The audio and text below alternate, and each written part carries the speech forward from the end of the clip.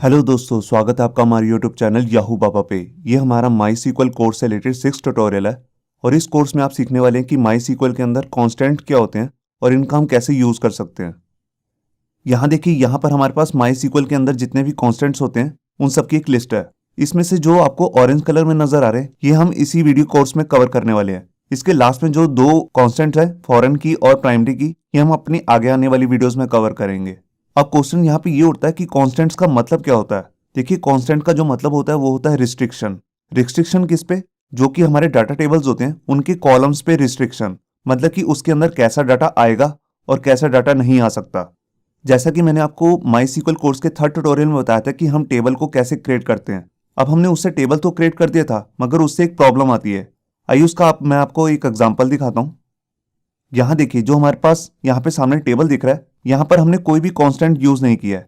अब देखिए यहाँ पर प्रॉब्लम क्या है। यहाँ पर जो हमारे पास सबसे पहला कॉलम है आईडी, देखिए यहाँ पर जो यूजर इसमें डाटा फीड कर रहा था इंसर्ट कमांड को यूज करके, देखिए उसने यहाँ पर आईडी है जो स्किप कर दिया, मतलब कि देना ही भूल गया वो।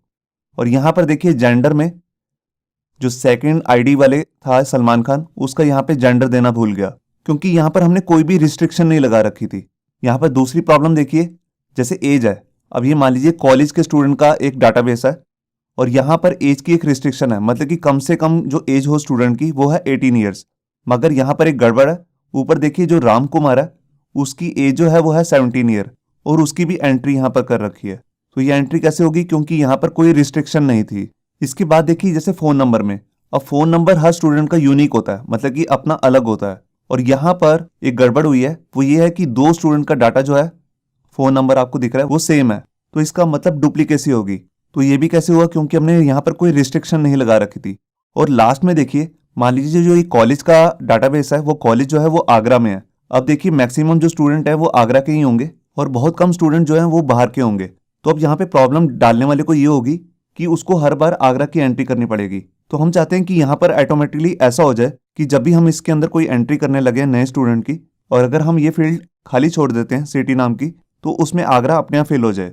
तो आपने देखा कि यहाँ पर ये जितनी भी प्रॉब्लम्स है इन सब के लिए अलग अलग कॉन्स्टेंट्स आते हैं। तो सबसे पहले जो आईडी है और जो जेंडर है यहाँ पे हमारा, इसके लिए हम यहाँ पे कॉन्स्टेंट यूज कर सकते हैं जिसका नाम है नॉट नल। ये देखिए, नॉट नल का मतलब होगा कि यहाँ पर कम से कम कोई ना कोई एक एंट्री होनी जरूरी है, आप इसे खाली नहीं छोड़ सकते।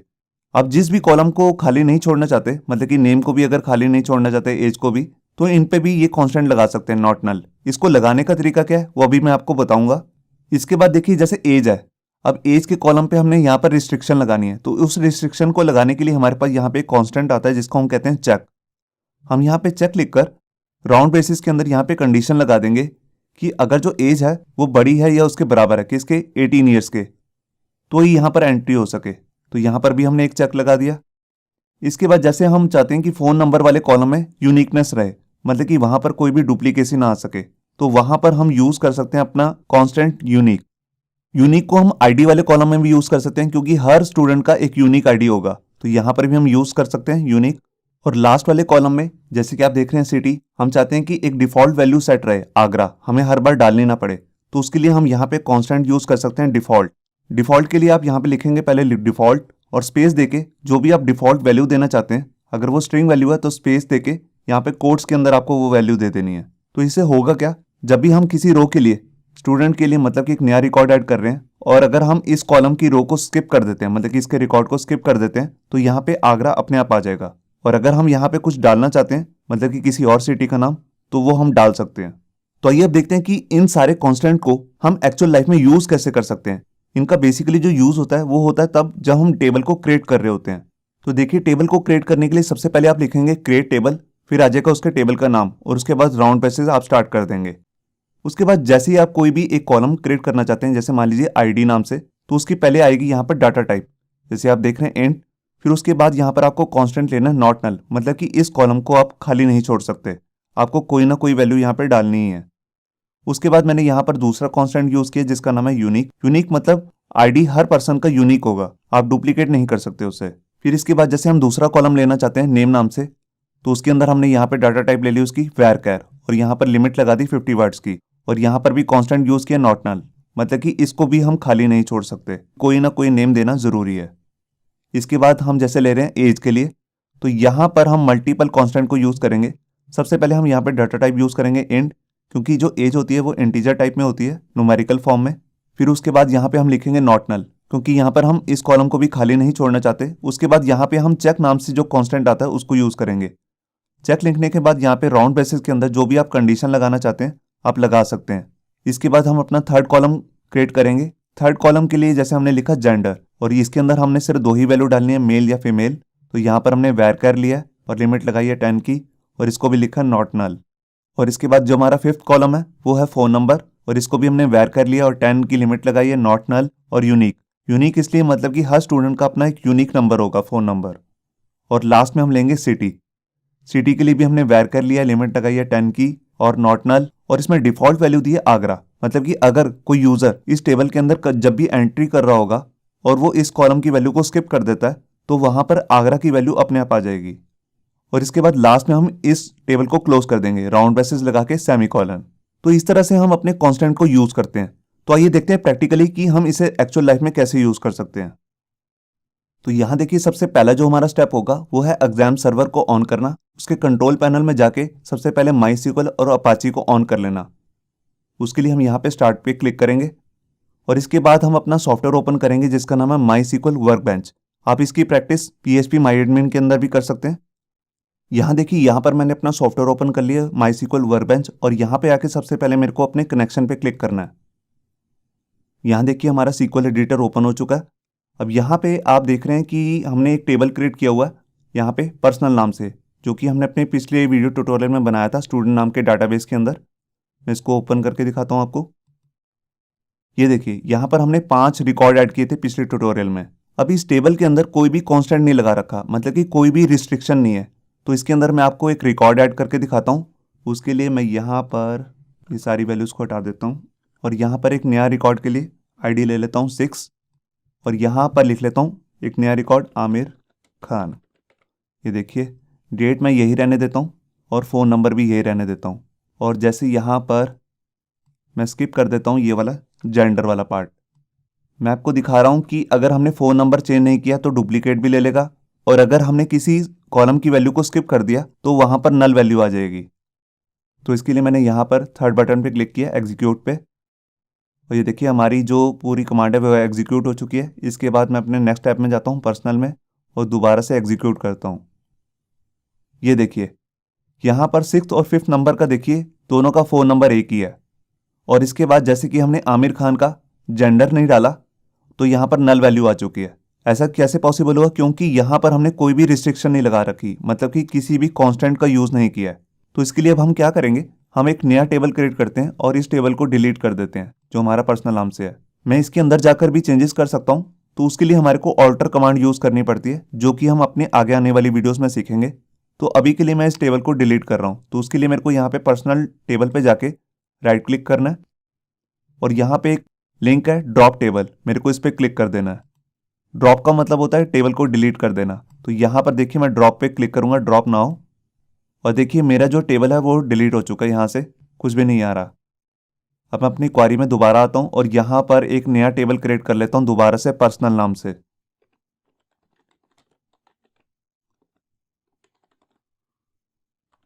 इसके अंदर सबसे पहले मैं ले लेता हूँ ID और इसकी डाटा टाइप ले लेता हूँ इंट नॉट नल।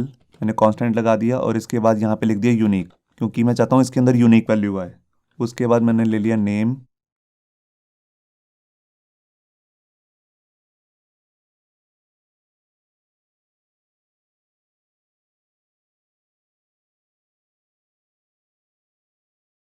ये देखिए तो यहाँ पर मैं 6 कॉलम लिए हैं और टेबल का नाम वही है पर्सनल, और यहाँ पे मैं एग्जीक्यूट पे क्लिक करता हूँ। तो देखिए मेरा जो टेबल है नीचे एग्जीक्यूट हो चुका है। अब इसको मैं आपको शो भी करके दिखाता हूँ। तो देखिए सबसे पहले मैं स्कीमा में जाके यहाँ पे रिफ्रेश करूँगा और देखिए मेरा टेबल जो है शो हो चुका है। इसके अंदर मैं कॉलम्स में गया, ये देखिए सारे कॉलम्स के नेम भी आ रहे हैं। और जब मैं इस टेबल पे यहाँ पे माउस ओवर करके टेबल आइकन पे क्लिक करूँगा तो देखिए यहाँ पर मेरा टेबल भी क्रिएट हो चुका है, आप देख रहे हैं। अब इसके अंदर जल्दी से मैं एक रिकॉर्ड ऐड कर देता हूँ। उसके लिए मैं यहाँ पर इंसर्ट कमांड लूँगा ये वही कमांड है जो हमने अपनी पिछली वीडियो में कवर की थी, इंसर्ट इनटू पर्सनल। और उसके बाद मेरे को यहाँ पर अपने कॉलम्स के नेम लेने हैं। तो सबसे पहला है आईडी, उसके बाद नेम, उसके बाद एज, उसके बाद जेंडर, फिर फ़ोन, और लास्ट में आ जाएगा सिटी। ये देखिए, ये मेरे सारे कॉलम्स के नेम हो चुके हैं। अब इसके बाद यहाँ पे मैं अपना कीवर्ड लिखता हूँ जिसका नाम है वैल्यूज़। अब यहाँ पर सबसे पहला जो मैंने रिकॉर्ड ऐड करना है उसके लिए मैं ले लूँगा यहाँ पर ID1। और इसके बाद मैं सबसे पहले नेम ले लेता हूँ। ये देखिए, पुराने जो मैंने अभी टेबल क्रिएट किया है उसका सारा डाटा यहाँ पे शो हो रहा है, तो यही वाले रिकॉर्ड डाल देता हूँ, राम कुमार। एज मैंने ले ली जैसे यहाँ पे 19। फिर उसके बाद उसका जेंडर लेना है, और जेंडर के लिए ले लिया मैंने M। फिर उसके फ़ोन नंबर लेना है, तो फ़ोन नंबर अभी मैं दूसरे वाले ले रहा हूँ 7 डिजिट्स के। तो देखिए 40222155, ये मैंने एक रैंडम कोई भी नंबर ले लिया। और इसके बाद मैंने यहाँ पर सिटी डाल दिया। ये देखिए, ये मेरा एक रिकॉर्ड हो चुका है। अब मैंने इसको एग्जीक्यूट किया, तो देखिए मेरी जो लाइंस हैं वो एग्जीक्यूट हो चुकी हैं। मैं नीचे वाला जो हमारा आउटपुट की मैसेजेस वाला है उसको क्लियर कर देता हूँ। अब यहाँ पर आकर मैं थर्ड बटन पे क्लिक करता हूँ एग्जीक्यूट करने के लिए, और ये देखिए जो मैंने अभी रिकॉर्ड डाला है वो सक्सेसफुली ऐड हो चुका है। अब मैं यहाँ पर आपको दिखाता हूँ कि कैसे, अगर मैं यहाँ पर नॉट नल को टेस्ट करना चाहता हूँ तो कैसे करूँगा। तो देखिए, जैसे यहाँ पर जेंडर आ रहा है, मैं इसको स्किप कर देता हूँ, मतलब कि यहाँ से हटा ही देता हूँ एज के बाद, और यहाँ से भी हटा देता हूँ। और यहाँ पर एक नया रिकॉर्ड ऐड करता हूँ 2 नंबर पे, और यहाँ पे लिख देता हूँ सरिता। आप देख रहे हैं सरिता करके एक मैंने नया रिकॉर्ड ऐड किया है। और यहाँ पे जो एज है वो मैंने डाल दी 18, और फ़ोन नंबर भी मैंने चेंज कर दिया। ये देखिए, तो बेसिकली मैंने यहाँ पर क्या किया, एक कॉलम को मैंने हटा ही दिया है, जबकि उसकी वैल्यू डालनी यहाँ पे ज़रूरी है। तो देखिए, जैसे मैं एग्जीक्यूट करूँगा तो यहाँ पे एरर आ जाएगा। मैं इस कॉलम को थोड़ा ऊपर कर लेता हूँ पेज को, और यहाँ पे देखिए, यहाँ पर एक वार्निंग आ चुकी है। यहाँ पे आपको येलो कलर का आइकन दिख रहा होगा। वार्निंग का मतलब होता है कि रिकॉर्ड तो ऐड हो चुका है, मगर यहाँ पे डाटाबेस जो है MySQL वो आपको एक वार्निंग दे रहा है कि आपने जो डाटा डाला है वो करेक्ट नहीं है। यहाँ पे देखिए मैसेज में लिखा भी हुआ है, field gender does not have a default value, कि उसकी कोई डिफॉल्ट वैल्यू नहीं है, फिर भी उसने रिकॉर्ड ऐड कर दिया है। मैं आपको करके भी दिखाता हूँ, यहाँ पे शो करके दिखाता हूँ टेबल को। ये देखिए, मैंने क्या एग्जीक्यूट किया, और यहाँ देखिए सरिता का जो रिकॉर्ड है वो ऐड हो चुका है, मगर जेंडर में कोई वैल्यू नहीं आई है। तो अभी मैं एक और रिकॉर्ड ऐड करता हूँ यहाँ पे 3rd नंबर के लिए। ये देखिए, अब यहाँ पे ऐड कर देता हूँ नेम सलमान खान, और जो एज है वो डाल देता हूँ 20। और यहाँ पे जो हमारा लास्ट कॉलम है सिटी, इसको अब मैं रिमूव कर देता हूँ।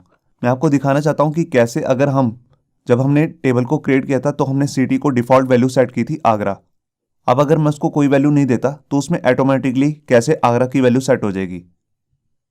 और यहाँ पे फ़ोन नंबर भी चेंज कर दिया जैसे 2। अब मैंने इसको एग्जीक्यूट किया, यहाँ पे एक मैसेज आ रहा है। यहाँ पे जो मैसेज आ रहा है वार्निंग का मैसेज है, वो कह रहा है जेंडर जो है उसको नहीं डाला, वो हमने यहाँ पर भी जेंडर को नहीं डाला। मैं फिर भी आपको दिखाता हूँ कि जो हमने डाटा ऐड किया है उसमें आगरा जो है वो अपने आप ऐड हो चुका होगा। मैंने यहाँ पे एग्जीक्यूट पे क्लिक किया, और यहाँ देखिए ये रिकॉर्ड तो ऐड हो चुका है सलमान खान से, और यहाँ पे जो आगरा सिटी है वो अपने आप आ चुका है। तो आपने देखा डिफ़ॉल्ट वैल्यू जो हमने कांस्टेंट सेट किया था उसका फ़ायदा क्या है। अब इसके बाद मैं एक और रिकॉर्ड ऐड करता हूँ 4th नंबर के लिए, और मैं आपको दिखाऊंगा यहाँ पर कि कैसे यूनिक जो कांस्टेंट है वो कैसे काम करता है। तो यहाँ पर मैं एक नेम ले लेता हूँ जूही चावला, और यहाँ पे एज चेंज कर दी मैंने 21। और यहाँ पर एज के बाद अब मैं ले लेता हूँ जेंडर, जो कि हमने पहले स्किप कर दिया था। ये देखिए, अब जेंडर के लिए मैं यहाँ पर वैल्यू भी ऐड कर लेता हूँ। मैंने एफ ले लिया, फीमेल। और यहाँ पे देखिए फ़ोन नंबर में मैंने कोई चेंज नहीं किया। अभी मैं नीचे पहले क्लियर कर देता हूँ। अब मैं इसको जब एग्जीक्यूट करूँगा तो देखिए एरर आएगा। ये देखिए यहाँ पर रेड कलर में आइकन आ चुका है, इसका मतलब है एरर, इसकी कोई एंट्री नहीं हुई है डाटाबेस के अंदर। यहाँ देखिए डुप्लीकेट एंट्री दिखा रहा है, कह रहा है कि इस नाम का जो फ़ोन नंबर है पहले ही ऐड हो चुका है। तो आपने देखा कि कैसे हमने इस कॉलम को अगर यूनिक सेट किया था तो आपको हर बार एक यूनिक वैल्यू देनी है इसको। तो यहाँ पर मैं कुछ चेंज कर देता हूँ, जैसे मैंने यहाँ कर दिया 6। अब मैं इसको एग्जीक्यूट करूँगा तो ये एग्जीक्यूट हो जाएगा। ये देखिए एग्जीक्यूट हो चुका है। अब मैं यहाँ पर आपको एग्जीक्यूट करके दिखाता हूँ। ये देखिए यहाँ पर जूही चावला के लिए फ़ोन नंबर अलग से यहाँ पे आ चुका है। तो आपने देखा कि कैसे कांस्टेंट जो है यूनिक नाम का कैसे काम करता है। अब लास्ट में जो हमारा कांस्टेंट बचा है वो है चेक, जो हमने एज पे लगाया था। तो मैं एक रिकॉर्ड और ऐड करता हूँ।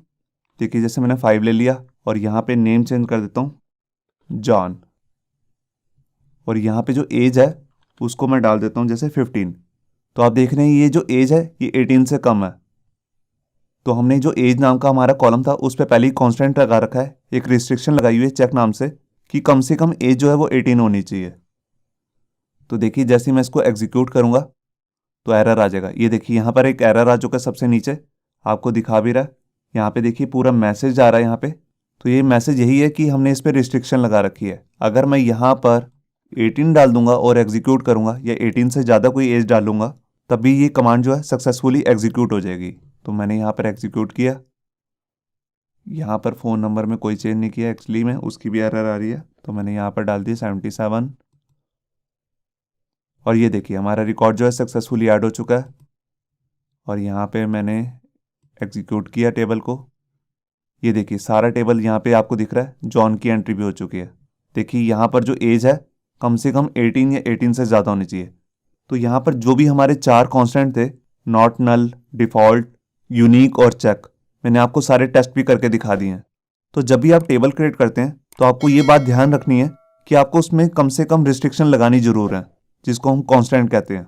इससे फ़ायदा ये रहता है कि जब भी हम डाटा एंट्री करेंगे तो उसमें गलतियाँ कम से कम होंगी। होप सो आपको ये हमारा वीडियो ट्यूटोरियल अच्छा लगा होगा। अगर अच्छा लगा है तो वीडियो को प्लीज़ लाइक करना मत भूलिए। अगर आप ऐसे ही रेगुलर अपडेट चाहते हैं तो हमारे चैनल याहू बाबा को सब्सक्राइब करना मत भूलिए। Thank you.